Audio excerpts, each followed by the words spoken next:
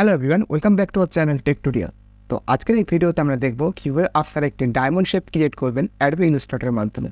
তো আজকের গ্রাফিক ডিজাইনের পর্বে আমরা এটাই শিখব। তো আজকের ভিডিওটা চলুন স্টার্ট করে যাক। তো ইলাস্ট্রেটরের মাধ্যমে ডায়মন্ড শেপ ক্রিয়েট করার অনেক ধরনের ওয়ে আছে। তো আজকে আমি যে ওয়েটি দেখাবো এটা খুব সিম্পল এবং খুব ইজি স্টেপে আমরা ডায়মন্ড শেপটি ক্রিয়েট করব। তো তার জন্য আমরা সবার আগে টুলস বার থেকে পলিগন টুলসটি সিলেক্ট করে নিব। তো পলিগন টুল থেকে সিলেক্ট করে আমরা একটি পলিগন ড্র করব এবং পলিগন ড্র করার সময় আমরা শিফট প্রেস করব, তার সাথে আমরা অ্যারো কি ইউজ করব, যেটা ডাউন অ্যারো সেটা আমরা ক্লিক করব একবার। তো আমাদের শেপ কিছুটা এরকম একটা শেপ পেয়ে যাব। তো এরপরে আমরা শেপের ফিল কালারটাকে অফ করে দেব। এখান থেকে শেপের ফিল কালারটা অফ করে দিলাম। তো এবার আমরা শেপটিকে সিলেক্ট করব এবং কিবোর্ডে শিফট প্রেস করে আমরা এই শেপটিকে রোটেট করে দেবো 180 ডিগ্রিতে। তো এরপরে আমরা ডাইরেক্ট সিলেকশন টুল নেব এবং শেপের এই অংশটুকুকে সিলেক্ট করব। তো এই অংশটুকু সিলেক্ট হয়ে গেল এবং আমরা কিবোর্ড থেকে আবার শিফট প্রেস করে এই অংশটুকু ওপরে উঠিয়ে দেব। তো আমাদের যতটুকু প্রয়োজন মনে হয় তো আমরা এতটুকু উঠিয়ে দিচ্ছি। তো দেওয়ার পরে আমরা নিচের শেপটুকু সিলেক্ট করব। সিমিলারলি আমরা এটাও উপরে উঠিয়ে দেব। দেখুন আমাদের ডায়মন্ড শেপের আউটলাইনটা ক্রিয়েট হয়ে গেছে। তো এটিকে আমি অ্যালাইন করে নিই, সেন্টার অ্যালাইন, এবং এটিকে একটু স্কেল করে নিই। দেখুন আমাদের এরকম শেপ পাওয়ার পরে আমরা কি করব, পেন টুলটি ইউজ করব। তো এখান থেকে আমরা পেন টুলটি নিলাম। পেন টুল নেওয়ার পরে আমরা মাঝখান থেকে একটি লাইন ড্র করব। তো আমরা সেন্টার থেকে একটি লাইন ড্র করলাম এবং আমরা উপরটার সাথে ইন্টারসেক্ট করে দেব। দেন আমরা কিবোর্ডটাকে এন্টার প্রেস করব। সিমিলারলি আমরা এখান থেকে একটি লাইন ড্র করব।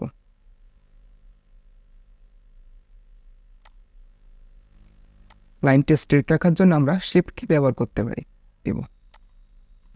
দেন আবার আমরা এন্টার প্রেস করব। তো আমাদের এই পর্যন্ত শেপ কমপ্লিট হয়ে গেছে। তো এখান থেকে আমরা দুইটা কর্নার, এই যে দুইটা কর্নার, এই কর্নার থেকে দুইটা লাইন ড্র করব।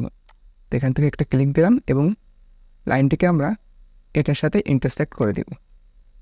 সিমিলারলি এখান থেকে আমরা একটা লাইন ড্র করব, দেন এখান থেকে ইন্টারসেক্ট, দেন আমরা আবারও কিবোর্ডে এন্টার প্রেস করব। তোমাদের শেপ কিছুটা কমপ্লিট হয়ে গেছে এবং আমাদের এখান থেকে দুইটা লাইন ড্র করলে আমাদের ডায়মন্ড শেপটি সম্পূর্ণ কমপ্লিট হয়ে যাবে। তো আমরা আবারও এখান থেকে পেন টুল দিয়ে দুইটা লাইন ড্র করব। তো ফার্স্ট লাইনটা আমরা এখান থেকে ড্র করব অ্যান্ড সেকেন্ড লাইনটা আমরা এখানে ড্র করে দেব। তো আমাদের শেপটি কমপ্লিট হয়ে গেছে সম্পূর্ণ, জাস্ট শুধু আউটলাইনটা হয়েছে। তো আমাদের আউটলাইনটি ক্রিয়েট হওয়ার পরে আমরা পুরো শেপটিকে সিলেক্ট করব এবং অবজেক্ট অপশানে গিয়ে এক্সপ্যান্ড করব। এখান থেকে আমরা ওকে করে দেব। তো আমাদের শেপটি এক্সপ্যান্ড হয়ে গেলে পরে আমরা শেপটিকে আবার সিলেক্ট করব। সিলেক্ট করার পরে টুলস বার থেকে আমরা শেপ বিল্ডার টুলটি ইউজ করব। তো এবার আমরা শেপ বিল্ডার টুলটি নেওয়ার পরে প্রত্যেকটা শেপের ভিতরে আমরা একবার করে ক্লিক করব। তো আমাদের প্রত্যেকটা শেপই ইন্ডিভিজুয়ালি আলাদা হয়ে গেছে। তো এরপরে আমরা কি করব, পুরো শেপটিকে সিলেক্ট করব। সিলেক্ট করার পরে ফিল কালারটিকে আমরা ব্ল্যাক করে দেব, অথবা আমরা এখান থেকে ডবল ক্লিক করেও ব্ল্যাক কালারটি সিলেক্ট করতে পারি। দেন আমরা ওকে প্রেস করব। তো দেখুন আমাদের শেপ কিন্তু ক্রিয়েট হয়ে গেছে, কিন্তু এটা সম্পূর্ণ ফিল কালার হয়ে গেছে। তো এটাতে স্ট্রোক ইনেবল করতে হলে আমাদের প্রথমে এটিকে সিলেক্ট করতে হবে। দেন স্ট্রোক প্যানেলটিকে আমরা উপরে নিয়ে আসব। দেন এটাতে ডাবল ক্লিক করব। আমরা এখান থেকে হোয়াইট কালার বা যে কোনো কালার সিলেক্ট করতে পারি। তো এখান থেকে হোয়াইট কালারটি সিলেক্ট করে বেটার হবে। তো আমি এখান থেকে হোয়াইট কালারটি সিলেক্ট করে ওকে প্রেস করলাম। তো দেখুন আমাদের শেপটিতে আউটলাইন চলে আসছে এবং ডায়মন্ড শেপে এটি কনভার্ট হয়ে গেছে।